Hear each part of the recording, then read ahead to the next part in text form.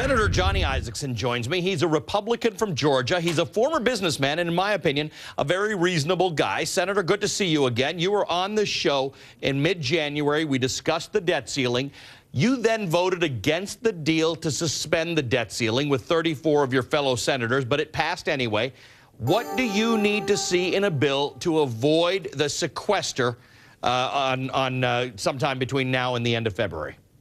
Well, Allie, first of all, as someone who did run a business for 22 years, I'm embarrassed about the way we're operating the country right now, and I want to say that up front. Sequestration's a bad idea. We ought to be doing our business. We ought to be appropriating and budgeting. We ought to make the decisions on a cost-benefits analysis.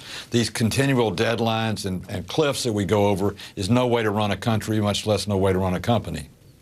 Well, you know, when you run a company, you have these things called poison pills. That's what the sequestration was, right? It's something that's so awful that it would prevent a certain course of action from taking place. Why is it that elected officials don't treat that the same way that you would if you were in business? If you had a poison pill in your business to say, if you don't do something, X will happen, or if you do something, X will happen, you'd avoid that bad thing.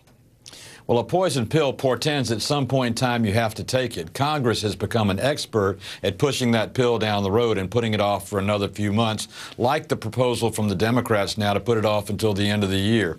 It's time we got down to the business of running the country like a business, appropriating, budgeting, reforming our entitlements, reforming our spending, reforming our corporate tax code.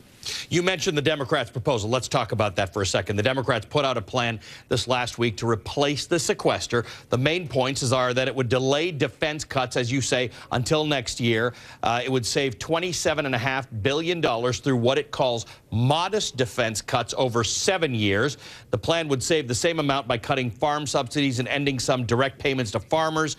It would enact the Buffett rule, the millionaire's tax, raising $55 billion that way. And it would end some corporate tax breaks and close the loopholes for the oil industry. Senator, is there anything in that Democratic proposal that you can support? Well, the problem is the premise of the proposal. We've got a 10-month postponement of sequestration, but a pay-for that becomes permanent, and only over 10 years does it pay for the $85 billion over that 10 months. We really ought to be doing what we're supposed to do, appropriate money, have the committees meet, decide where we're going to cut, make the cuts based on spending. If, in fact, we have a revenue issue, we ought to reform the code, not just pick on an industry like oil or like aviation and try and gig them a little bit. We ought to have a comprehensive reform. How do you propose we achieve that, given that we're working up against deadlines? Because what you're talking about is a good discussion. Well, I appreciate you asking the question that way, Ali, because for me, I'm one of the 5 Republicans that voted for Simpson-Bowles when it was created. I'll never understand why the president blinked and didn't send Simpson-Bowles to the Congress when he got it over 2 years ago. But that's the way we've got to approach. We have a big problem, $16.5 trillion in debt. We have zero equity in our country. We're basically 100% mortgaged. It's time we sat down and realized you can't just do it with spending. Senator. I agree with you wholeheartedly. The problem is, as you said, you hate the way we run things. We're now up against a deadline in 2 weeks. So what do we do? Do we hit sequestration and have these across-the-board cuts, which you as a businessman would agree are sloppy, they're not targeted, they're not going to work the right way? Or do we do what you're suggesting, or we should have done, but it's going to take months? Let me make one guess, and this is just one senator's opinion.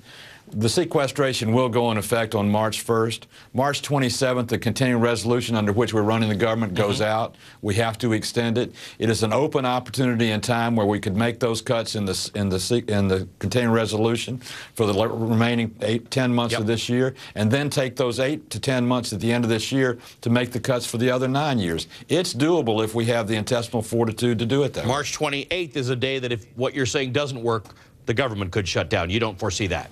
I don't foresee that happening. I think Republicans learned a real good lesson back during when Speaker Gingrich was in office, that shutting the government down is a bad idea. Defending the country is important. Making sure Social Security checks are delivered is important. But it's a better idea to run the country like it's supposed to be run. Do your responsibility, appropriate money, make cuts where you have to. And if you have to change the tax code, change the tax code, but do it in the context of the macro sense, not the micro sense. I just wish we'd been doing that for the last several years, reforming it in a more fulsome way. Senator, good to talk to you again. Senator Johnny Isakson of Georgia. Coming up.